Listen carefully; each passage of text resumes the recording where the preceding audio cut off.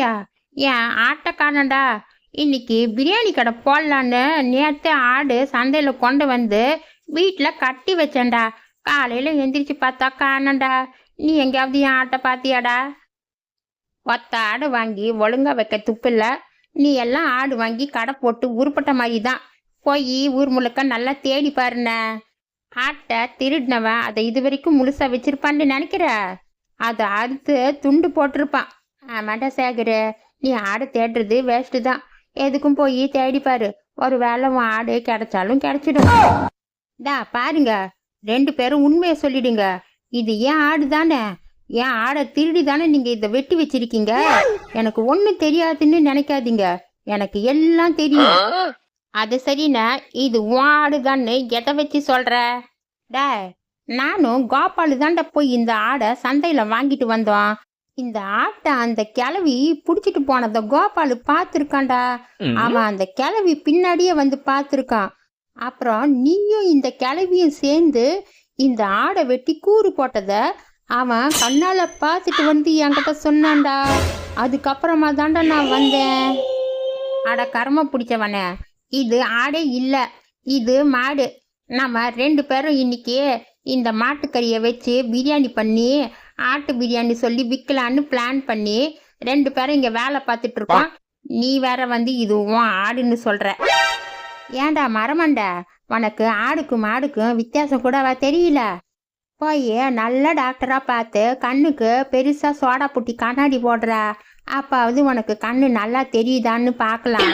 என் ஆட்டை திருடி வெட்டி இப்படி கூறு போட்டது இல்லாம என்ன கிண்டல் வேற பண்றீங்களா? டேய் கருவாயா, நான் உன்னை சும்மா விட மாட்டேன்டா. என் ஆடை திருட்டுறதுக்கு உங்களுக்கு எவ்வளவு தைரியம்? கிளம்பி நில்லு, எங்க ஓடுற? கருவாயா, உன்னை சும்மா விட மாட்டேன்டா, நில்லுடா. கஷ்டப்பட்டு பிரியாணி கடை போட்டு 4 காசு பார்க்கலான்னு பார்த்தா இந்த கருமம் பிடிச்ச 2 பேரும் என் ஆட்டை திருடிட்டு வந்து இப்படி வெட்டி கூறு போட்டுட்டு போயிட்டாங்களே. அட பரவாயில்ல, எனக்கும் ஆடு வெட்டுற வேலை மிச்சம். நான் இந்த கறியை எடுத்துட்டு போய் சூப்பரா பிரியாணி கடை போடுறேன். என்னண்ணா காலங்காத்தாலேயே மட்டன் பிரியாணி மட்டன் வறுவல்னு கலக்குற? இந்த ஊர்ல நிறைய பேர் கேஸ் சிலிண்டர் கிடைக்கலன்னு கடையே போடுறதில்ல. பரவாயில்லண்ணா, நீ கடை போட்டுட்ட. ஆமா, உனக்கு மட்டும் எப்படி கேஸ் சிலிண்டர் கிடைச்சது? நாம எல்லாம் இந்திய பழங்குடியினர்.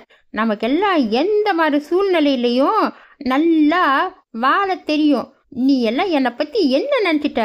என் பரம்பரை அப்படி. எப்படி இருந்தாலும் நாங்க பழச்சிக்குவோம்.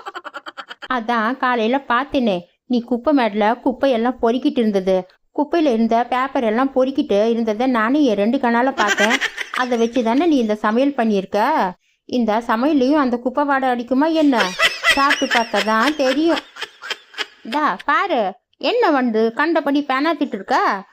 நான் அப்படியெல்லாம் ஒன்றும் குப்பையில் எல்லாம் பொறுக்கல. நான் குப்பையில் குச்சி மட்டும்தான் பொறுக்குனேன். உனக்கு தெரியுமா?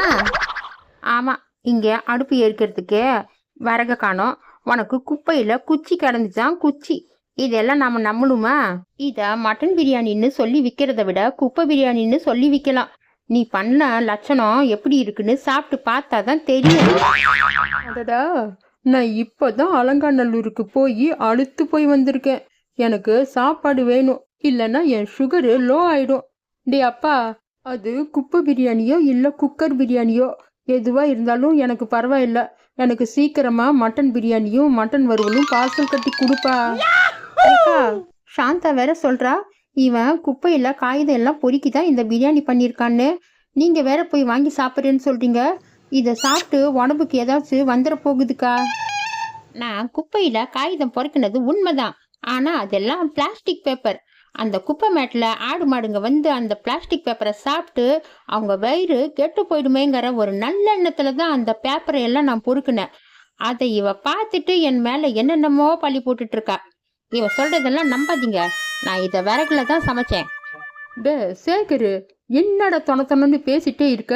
நீ இப்போ பிரியாணி கட்டி குடிக்கிறியா இல்லை நான் வேற கடைக்கு போட்டா? நான் உங்ககிட்ட ஏதாச்சும் விளக்கம் கேட்டேன்னா சீக்கிரமா கட்டுடா, இல்லைன்னா நான் போறேன். ஏக்கா, நான் ஒரே நிமிஷத்துல உனக்கு சூப்பரா பார்சல் கட்டி கொடுக்குறேன்.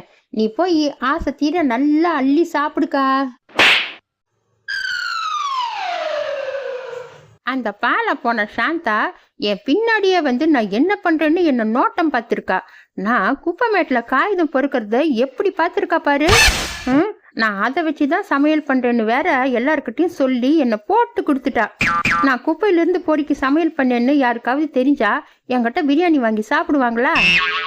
அந்த சாந்தா என்கிட்ட எப்பாவது ஏதாச்சும் வாங்குவா இல்ல, அப்ப அதுல நிறைய மிளகா பொடியை அள்ளி போட்டு கொடுக்குறேன் பாரு. என்னையா காலங்காத்தால எந்திரிச்சு பிரியாணி கடை மட்டன் வறுவல் எல்லாம் போட்டிருக்க? என் கண்ணை என்னாலேயே நம்ப முடியலையே. என்னையா உனக்கு கிறுக்கு பிடிச்சிருச்சா என்ன? வேலை பார்த்தாலும் வெய்யிற, வேலை பார்க்கலனாலும் வெய்யிற. உன்னால எனக்கு ஒரே தொல்லடி. என்ன பண்ணணும்னே தெரியல. உன்னை எல்லாம் வச்சு நான் குடும்பம் நடத்துறதே எனக்கு பெரும்பாடா இருக்குடி.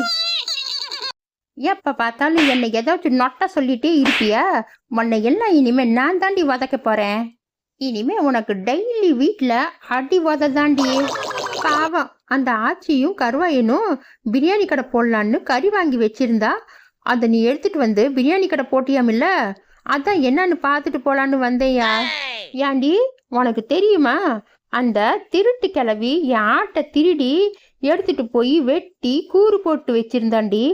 அதான் அவங்க 2 பேருக்கும் நல்லா உத கொடுத்து என் கறியை தூக்கிட்டு வந்து நான் பிரியாணி பண்ணேன்டி. அவங்க உன் ஆட்டை திருடிட்டு போனதை நீ பார்த்த. அப்படின்னா இது யாரோட ஆடு? ஒழுங்கா ஆட்டை கட்டி போட கூட உனக்கு துப்பு இல்லை. நீ எல்லாம் பேசுற. காலையில எந்திரிச்சு பார்த்தா ஆட்டை காணோம். நான் தான் இந்த ஆடை தேடி பிடிச்சி கூட்டிட்டு வந்தேயா. நல்லா கண்ணை திறந்து பாரு. இதுதானே நீ வாங்கிட்டு வந்த ஆடு? வாயை திறந்து பேசியா. இதா பாரு, நடந்தது நடந்ததாவே இருக்கட்டும். இத யாருக்கிட்டையும் சொல்லாத. இந்த விஷயம் நம்ம 2 பேருக்குள்ளேயே இருக்கட்டும்டி. நான் கருவாயனை வர சொல்லிட்டேன். அவன் வந்துட்டே இருப்பான். அவன்கிட்ட நீங்க பேசிக்கோங்க. வர வர உன் அட்டிலையும் ரொம்ப ஓவரா போயிட்டு இருக்குண்ணே. காலையில வந்து அவ்வளோ சொல்லியும் கேட்காம அந்த கறியை எடுத்துட்டு வந்து பிரியாணி பண்ணிட்ட. இப்போ இந்த ஆடு வந்துடுச்சே, இப்போ என்ன சொல்ற? டா கருவாயா, அதெல்லாம் மனசுல வச்சுக்காதடா. அந்த கோபாலு பையன் தாண்டா அந்த கிளவி ஆட்டை திருடிட்டு போனான்னு சொன்னா. அதான்டா நான் வந்தேன். சாரிடா கருவாயா. சாரி சொன்னா எல்லாம் சரியாயிடுமா? காலையில எங்களுக்கு ஆயிரக்கணக்கில் நஷ்டம். இப்போ அந்த பணத்தை யாரு கொடுப்பா? டா கருவாயா, வியாபாரம் முடியட்டும்டா. உன் கறிக்கு உண்டான காசை நான் கொடுத்துட்றேன்டா. நீ ஒன்று கவலைப்படாத. ஏன்னா காலையிலே நானும் பிரியாணி கடை போட்டிருந்தா எனக்கும் வியாபாரம் ஆகி ஏதோ ஒரு 1000-2000 ரூபாய் லாபம் கிடைச்சிருக்கும். நீ வெறும் மட்டன் உண்டான காசை மட்டும் கொடுத்தா லாபத்தை யாருன்னு கொடுக்கறதா? டே கருவையா, அவர் பண்ணதுக்கு நான் உங்ககிட்ட சாரி கேட்டுக்கிறேன்டா. நீ ஒரு வேலை பண்ணு, நீ இந்த ஆடை எடுத்துக்கோ. இந்த பிரச்சனையை இதோட விட்டுறா. இதா பாரு, இந்த ஆட்டை எல்லாம் என்னால இவனுக்கு கொடுக்க முடியாது. வேணும்னா இந்த பிரியாணி கடையில் இருக்கிற பிரியாணியை விற்று இவனை காசை எடுத்துக்க சொல்லுடியே. சரிக்கா, நான் இந்த பிரியாணியை விற்று காசை எடுத்துக்கிறேன். முதல்ல அண்ணனை இந்த இடத்த விட்டு காலி பண்ண சொல்லுக்கா. டே கருவாயா, என் வீட்டில் மருமக எல்லாம் வந்திருக்காங்க. சீக்கிரமா ஒரு 4 பிரியாணி கட்டி மட்டன் ஃப்ரையும் வச்சு கொடுறா. நான் போய் அவங்களுக்கு சுட சுட பரிமாறணும். என்னைக்கு என்ன பார்த்தேன், எங்கள் வீட்லேயும் சொல்லாமல் கொள்ளாமல் விருந்தாளிங்க வந்துட்டாங்க. அவங்களுக்கு திடீர்னு சமைச்சு போட முடியாது. டே கருவாயா, எனக்கும் ஒரு 5 பார்சல் மட்டன் பிரியாணியும் மட்டன் ஃப்ரையும் கட்டி கொடுறா. சீக்கிரமா கட்டி கொடுறா. டே கருவாயா, எனக்கு 2 மட்டன் பிரியாணியும் 2 மட்டன் ஃப்ரையும் வச்சு சீக்கிரமா கட்டி கொடுறா. இந்த வெயிலுக்கு சுட சுட பிரியாணி சாப்பிட்டு சூப்பராக ஒரு கூல்ட்ரிங்க் சாப்பிட்டோன்னு வெய்யி, சும்மா அப்படியே சொர்க்கம் கண்ணுக்கு தெரியும்டா. வர நிமிஷத்துல எல்லாருக்கும் நீங்க சொன்ன மாதிரியே சூப்பரா கட்டி கொடுக்குறேன். வீட்டுல போய் நல்லா என்ஜாய் பண்ணுங்க. டேய் கருவையா, பாத்திய உங்க அண்ணனோட நிலைமை. இந்த ஊர்க்காரங்கெல்லாம் சேர்த்து உங்க அண்ணனை நல்லா மொத்துன்னு மொத்திருக்காங்க. ஐயையோ, அண்ணனை மொத்துற அளவுக்கு அண்ணன் அப்படி என்னக்கா தப்பு பண்ணாரு? வாங்கிட்ட எடுத்துட்டு போன கறி மட்டன் நினைச்சு இவரு மட்டன் பிரியாணின்னு வித்துருக்காரு. ஆனா அது பீஃப்னு இவருக்கு தெரியல. அந்த ஊர்க்காரங்க அது பீஃப் தான்னு தெரிஞ்சு இவரை நல்லா சாத்துன்னு சாத்திருக்காங்கடா. இவருக்கு இது நல்லா வேணும். ஏக்கா, நான் அப்ப கூட சொன்னேன் இது மட்டன் இல்ல பீஃப்னு. ஆனா என் பேச்சை கேட்கவே இல்லை. என்ன நல்லா அடிச்சுட்டு கறியை எடுத்துட்டு போனாரு. இது இவருக்கு தேவைதான்க்கா. அது சரிடா கருவாயா, நீயும் தானே இவர் சமைச்ச பிரியாணியை வித்த. ஆனா உன்னை யாருமே அடிக்கலையே, அது மட்டும் எப்படிடா உன்னை யாருமே அடிக்கல? அட, என்னையும் எல்லாம் அடிக்க வந்தாங்க்கா. நான் தான் சொன்னேன், இந்த கடை சேகர் தான் போட்டாரு, அவரை போய் பிடிங்கன்னு. அதான் இவரை வந்து எல்லாம் சாத்தியிருக்காங்க.